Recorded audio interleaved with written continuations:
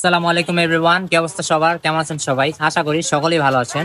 So আজকে চলে আসলাম আপনাদের মাঝখানে। আপনারা সবাই তো জানেন যে আমি স্বাগতায় একটি ফুড কার্ট ওপেনিং করেছি। লাস্ট 15 দিন যাবত সেই ফুড কার্টে আমি নিজেই আছি। তো আর কি অনেকেই আসতে যাচ্ছেন, কালকে যেহেতু ফ্রাইডে 30 তারিখ, অনেকেই বলছেন কমেন্ট করে যে ভাইয়া 30 তারিখে আসবো। সো আপনাদের উদ্দেশ্যে বলতেছি যে ফুড কার্টটা আর কি আপাতত বন্ধ থাকবে ঈদের আগ পর্যন্ত, কজ প্রচন্ড বৃষ্টি এদিকে। আর এছাড়াও এলাকা ভিত্তিক কিছু জটিলতার কারণে প্রত্যেকটা ফুড কার্টই এখান থেকে আর কি আর্মিরা উঠাই দিছে। এখানে আর কি ঈদের আগে কোনো ফুড কার্ট বসবে না, কে আমার ফুড কার্টটাও অফ থাকতেছে। সো যারা আর কি অনেক দূরে থেকে চিন্তা ভাবনা করছেন যে তানভীর ভাইয়ের ফুড কার্টে আসবো, একটু আড্ডা দিব, সো এই বৃষ্টির মধ্যে ভাইয়া কষ্ট করে আইসেন না, কজ ফুড কার্টই নাই। আমি এখানে থাকবো না, হয়তো 300 ফিট যাইতে পারি কালকে, অথবা বাসায় রেস্ট করবো। তো এই আর কি আপনাদেরকে জানানো ছিল। আমি আপনাকে দেখাচ্ছি ঘুরে ক্যামেরাটা।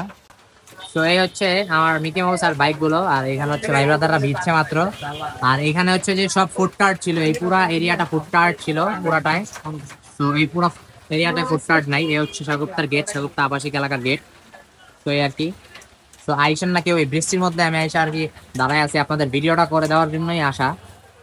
তো এই হচ্ছে সাগুপ্তা ফুড কার্ট এরিয়া। তো আমার মিকি মাউস তো ছিল হচ্ছে এখানে, তো নাই। বাট এই যে মিকি মাউস বাইক আছে, এই যে আমার বাইক। তো এখানে সব আর কি উঠাই দিছে, এখানে এগুলো সব আর কি উঠাই দিছে ঈদের পরে। আবার বলতো এই ভিতরে ব্রিজের কাজ করতেছে, তো এই কারণে সব বন্ধ আছে।